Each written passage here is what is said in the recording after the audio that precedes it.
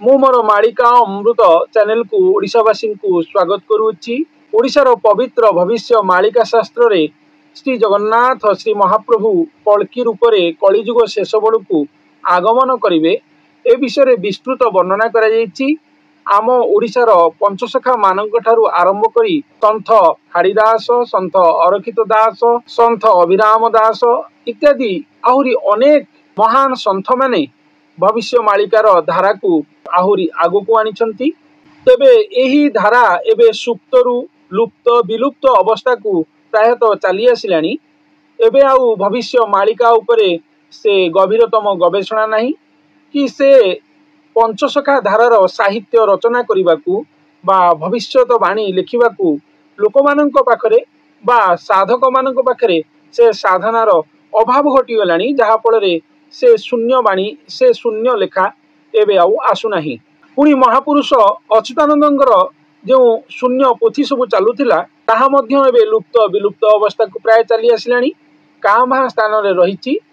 चालक माने बा साधक माने कई कई मृत्युवरण कर सारे, तो कई मृत्यु सज्जा तो किए निज जीवन अंतिम पर्यायर उपस्थान हो सारे। तेणु विदाय समय से प्राय हो सारे।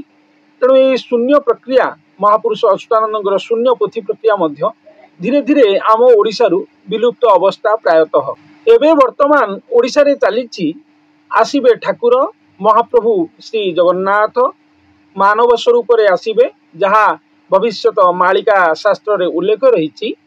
तारी संबंध रे ही चलीछि छका पंचा। ओडिशार विभिन्न प्रांत रे विभिन्न कोण अनुकोणरू साधक माने तथा संत माने किछि किछि साधना करी निजकू महान महापुरुष नाम रे अभिहित करने प्रयास करुचंती और तांको अंगरे स्वयं महाप्रभु विद्यमान थिबार दृढ़ोक्ति मध्य बाढ़ुचंती। आम ओडिशा एपरी एक महान भविष्यत मालिका ग्रंथ को पाई आम ओडिशार लोकमानंकर अवस्था एपरी जोटी सेठी भारत तथा भारत बाहर लोकमानंक कथा बा भक्त मानंक कथा बा कौन कह जाई पारे। जो माटीरू भविष्य मालिका जन्म नेइछि से माटी रे भविष्य मालिका को नेइकी एभली एक अबांतर परिस्थिति जोठी जोठी साधारण भक्त माने जो माने भगवान पाद धूली के मध्य सरी नुहंती से माने बाहरी की किए निजको कल्की कहूची, तो किए कहूची मो अंगरे स्वयं जगन्नाथ अछंती, किए कहउचंती जे ए काम केबिटु सरिलाणी 2015 मसीह सरलाणी जगन्नाथ आसिकी आम अंगरे आम गुरुदेवंक अंगरे अछंती। किए महोदय निजको श्री गुरु बोली आख्यायित करुचंती। केउ मानकर गुरु चाली गलेनी सेमानकु प्रभु बोली कहा जाउची, से आउ थरे आसीबे बोली मध्य कहा जाउची। एभली नानादी डिफिकल्ट सिचुएशंस भितरे आम ओडिशा भविष्य मालिका को नहीं गति करुची। आम ओडिशार बुद्धिजीवी माने बा मालिका विशारद माने भविष्य मालिका को जे केउ दिगरे नेउछंती, भविष्य मालिकारु सार निर्यास कौन काढ़ी जनसमाज को देउछंती ताहा सतरे अति आश्चर्यचकित लगे। महापुरुष माने केवल जे प्रेडिक्शंस करिसंती भविष्य मालिकारे ताहा नुहे। महापुरुष माने विभिन्न स्थान ठिकाना विभिन्न भविष्यवाणी सहित भगवान किभली नर अंगरे महागोपन रे आसीबे, किभली तांकर महाशून्यरू अवतरण लीला घटिब धरा पृष्ठ को से सब संबंध रे विशद विवरणी देइछंती। ताहा लोकलोचन सुनिबा उचित। जदिओ से निवृत्त रे रहिकी निजर लीलाखेला को करिवे बा एक नर अंगरे निजर प्रस्तुति पर्व करिवे, तेबे से किभली प्रस्तुति पर्व करिवे तांकर सम्मुख को विश्व सम्मुख को आसीबा पर्यंतर जो लीलाखेला से विषय मध्य पुंखानुपुंख भाव में वर्णना करा जायछि।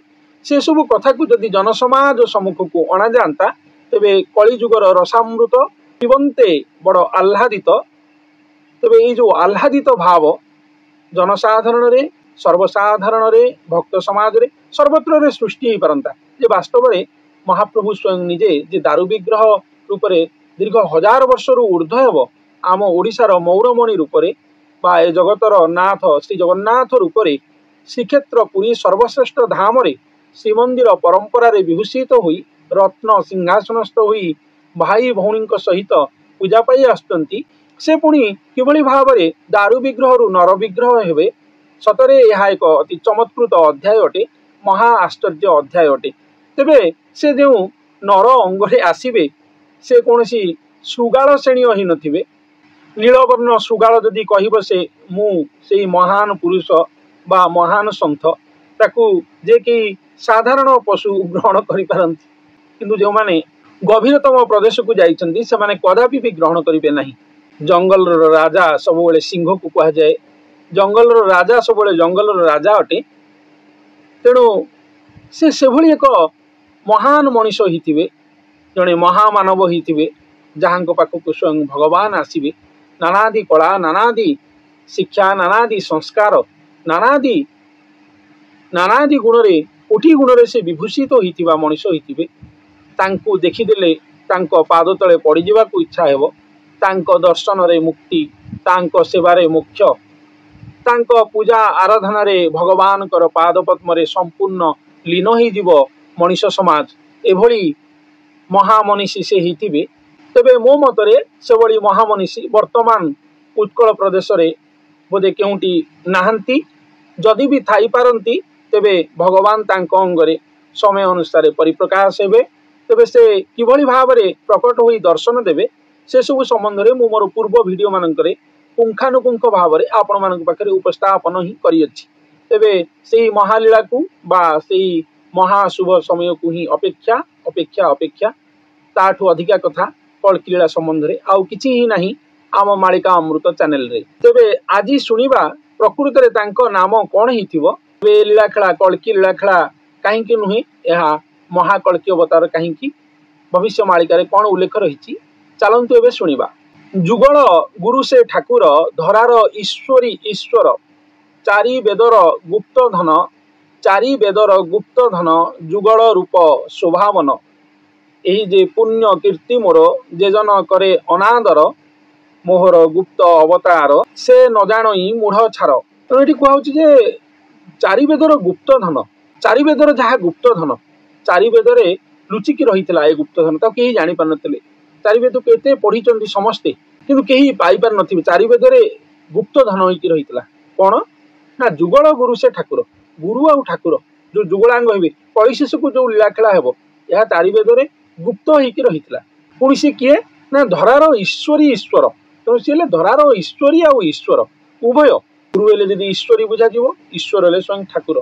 से जुगलांग रूप हेबे जेमती द्वापर जुगरे प्रभु श्रीकृष्ण माँ राधा जुगलांग होइतिले, जेमती प्रभु नारायण माँ लक्ष्मी, लक्ष्मी नारायण जुगलांग जेमती ये सेमती गुरु ठाकुर ये द्वितीय जुगलांग। ये कलिजुग शेष बेलू धरा पृष्ठ रे आसी विजय हेबे बा उपस्थित हेबे। तेणु चारि वेदर गुप्त धन बोली कहुछि। चारि जुग धरिकी मध्य ए गुप्त होइकी थिला, जहा कलिजुग शेष बेलू मानव समाज सम्मुख को आसीबो। आ ये धरार ईश्वरी ईश्वर, तो खाली ईश्वर नु कि खाली ईश्वरी नु। तेणु ईश्वरी ईश्वर जुगल रूप रे आसीबे, गुरु ठाकुर रूप रे आसीबे। एही जे पुण्य कीर्ति मोर, जे जन करे अनादर। तेणु ये हूँ मोर पुण्य कीर्ति जहाँ को भगवान स्वयं निजे प्रतिष्ठित करेंगे। भगवान पुण्य कीर्ति जहाँ कलिजुग शेष बेलू प्रतिष्ठित हेब। मोहर गुप्त अवतार, से न जान मूढ़ छार। जी मूढ़ छार जन सी जापर गुप्त अवतार विषय। भगवान किभली जड़े गुरु अंगरे आसवे, आसिक ये लीला खेला करेंगे ए विषय जापर ना। मुझे सब कथा कहूँ सतरे मु चकित होउची। मु तो सब चैनल करनथली, भविष्य मालिका केबेठू पढ़ालानी आम ओडिशा रे। प्रकृत रे भगवान माया केते जबरदस्त माया, भगवान सतेरे केते आश्चर्यचकित। महाप्रभु से वेदरे मायाधीश बोली कहुई। जोगमाया उपरे महामाया, महामाया उपरे ठाकुर माया, मायाधीश मायाधर बोली ना। ये सब ना रही वास्तव में। सब सत्य। आम ओडिशार 5 जन लोक, 5 जन साधु सन्थ कह द्वारा ग्रंथ लिखिले, जहाँ को भविष्य मालिका नाम देले। आमरी ओडिशार लोक माने से पाखरु ही सृष्टि। केते लोक चलीगले साधु सन्थ, बड़ बड़ सन्थ सब कले। बड़ बड़ गले फसर फाटी, सान मैंने आइले बेसर बाटी, से जो गोटे देख अच्छी बड़ बड़ साधु सन्थ जो मैंने विराट समाज जो साधना करते, विराट विराट साधना करते, जो मैंने सब बड़ बड़ ना मुझे धरुनी, जो मैंने थे पाखे प्रभु थे बोली कहुई पार।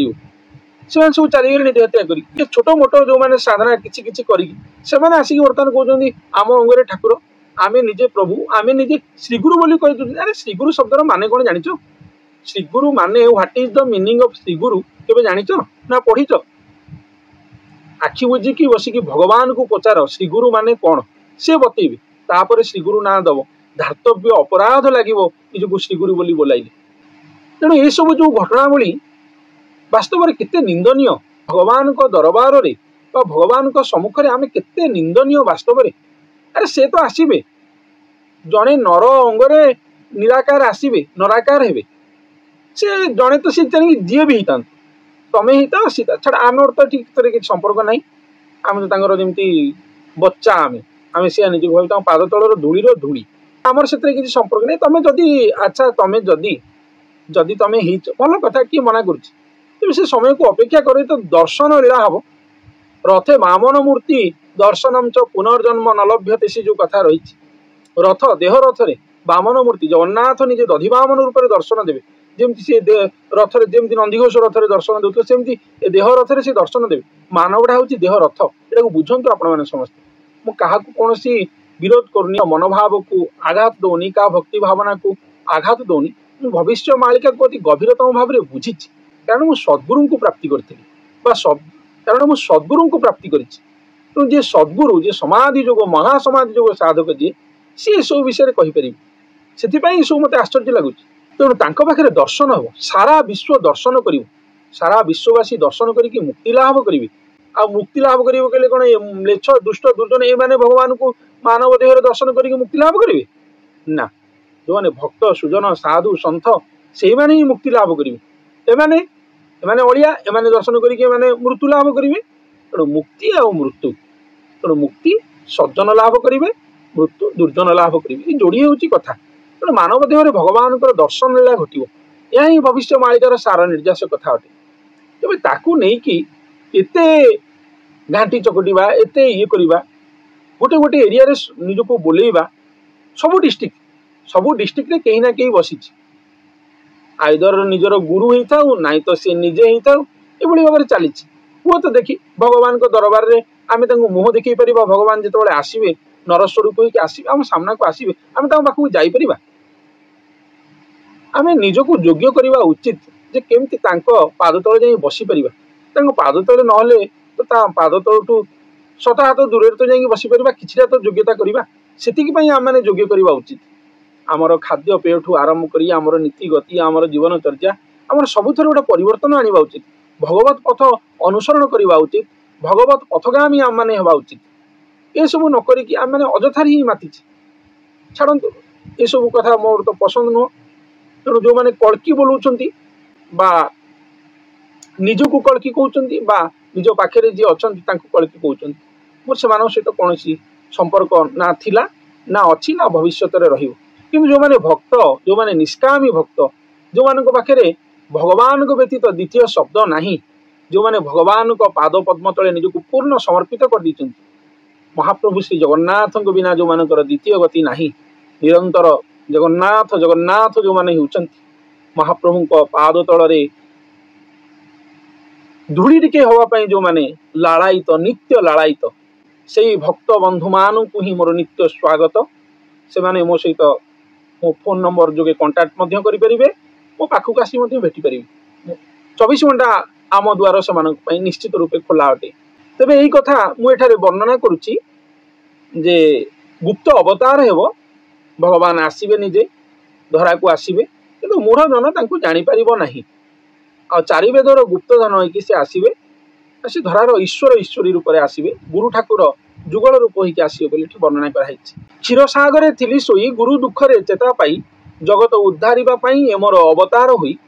तेणु जगत उद्धार पाई ठाकुर अवतार गोटे नर स्वरूप स्वयं महास्वरूप जी से आसी अवतार नहीं कौन पाई ना जगत उद्धार पाई नहीं ना क्षीराब्दी बासी सी क्षीराब्दी जी शयन करती वृंदावन जी लीला करती नीलाचल जी भोजन करती जो कथा रही तेणु क्षीराब्दी शयन तेणु से गुरु दुखरे दुखी गुरुंर दुख कौन ना भगवान जगतर परिस्थिति या जगत को उद्धार करंतु ए जगतवासी की उद्धार ए जगतवासी को उद्धार करंतु यह हूँ गुरुंर दुख। तेणु गुरु दुखरे दुखी होगी भगवान से जाग्रत होती निद्रा को त्याग कर अनंत शयन मुद्रा त्याग करके से उठिकी आसुँच शून्यधाम मर्त्यधाम को सी आसुँच से गुरु पाखक आसुँच अंगसंग होकर धरापृष्ठ रोचे यही कथा ये कहते आ से अवतार नौ कौन पाई ना जगत उद्धार पाई से अवतार नौ। चंडाल हुई जेबे नर शरण पशे मो पयर से ही मोहर अति प्रिय एक कथा जान दिए निश्चय। गोटे चंडाल लोक जी चंडाल हो भगवान जाति गोत्र ये किसी ना जी चंडाल भी हो जदि पादरे शरण पशिला गुरु ठाकुर पादरे तेज से भगवान अति प्रिय हो बोली ये कहुई। सन्यासी हुई जेबे नर न पशे शरण गुरुर से नुहे मोर निज जन एक कथा सत्य करी घेन। जी सन्यासी साधु सन्यासी होकी भी गुरु ठाकुर पादरे शरण न गला तेज से भगवान प्रिय नुह बोली कहुई। तेज से भगवान प्रिय नुह तेज से भगवान प्रिय नुह बोली कहुई।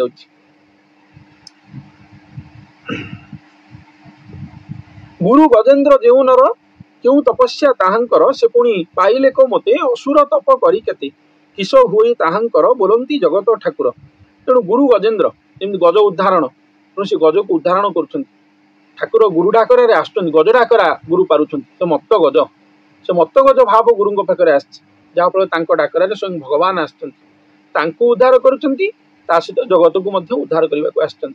तेणु ये कहूँ असुर गुरु तपस्या ताहांकर से पुणी पाइले को मते असुर तप करी केते। तेणु गुरु तपस्या करिकी गज डाकरा से मते पाइगले कि असुर माने तप करिकी कि लाभ पाइले बोली भगवान पचारुछंती। किस हुई ताहांकर बोलंती जगत ठाकुर कौन पाइबे से कौन भगवान को पाइपर जुगे जुगे ना पाई केबे ना पाइपर से संहार ही जीवे। यही जे श्रीगुरु मोहर से मोर अटे प्रियतर तांको मु छाड़बी केमंते तादेहे रही मु निरते मुझे सकल मोर छाड़ी ताहांकु संगे संग कली। तेणु ठाकुर कहते श्रीगुरु ये मोर सबुठु प्रियतम तेणु मु क्षण छाड़ी पारि नहीं बरं मु मोर सबू छाड़ी अंगरे आसी रही वर्णना कराई। जे सकल मोर छाड़ी ताहांकु संगे संग कली महा अवतार ठाकुर विशुद्ध भाव कलेवर। तेणु विशुद्ध भाव कलेवर आ महा अवतार ठाकुर तेणु ये महा अवतार घटुची। कल्की अवतार कथा जदिव कहुई जेहेतु पूर्ण ब्रह्म स्वयं जगन्नाथ महाप्रभु आसिले कलिजुग अंतिम समय बेलू तेणु यहाँ महा अवतार बोली वर्णना कराई। तेणु कल्की अवतार नुह कलिजुग शेष बेलू जो अवतार घटो महाकल्की अवतार घटो ताही एठारे उपस्थापना कराई। जार अर्धांग गुरु प्रिया गुरु अभिन्न जार काया। तेणु जार अर्धांग गुरु हेले ठाकुर अर्धांग अर्धेक अंग ठाकुर आगुआ पठे से मानव रूप में जन्म नहीं पुणी आहरी अर्धेक अंग ठाकुर गुरु ठाकुर मिसिकी पूर्ण अंग होती से कथा कहुई। तेणु जार अर्धांग गुरु प्रिया गुरु अभिन्न जार काया। तेणु गुरु सहित अभिन्न काया ठाकुर काया हूँ अभिन्न गुरु ठाकुर एक। तेणु ठाकुर पाखु आसवे समयानुक्रमे सहित आसिक पुणी अभिन्न हे एकात्म एक रे उभय रूप एक होई श्री जगन्नाथ गुरु से।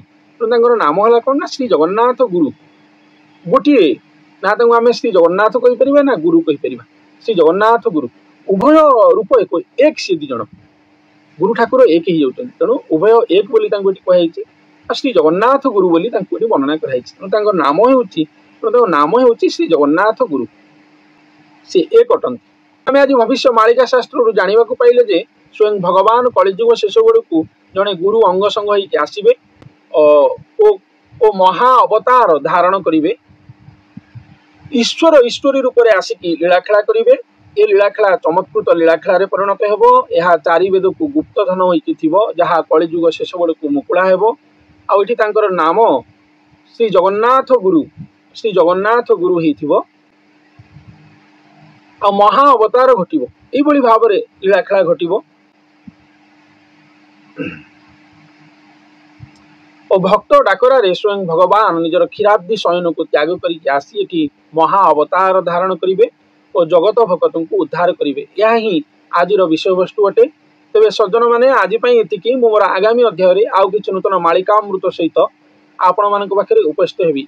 मो कथा आपण मान पिता लगिले मुझे कथा कहवाक बाध्य होउची कारण कल्की लीलाखेला महाभयंकर लीलाखेला एथिरे किए केतेबेल केउं समय कटी काटी जीव तार ठिकना ही नहीं।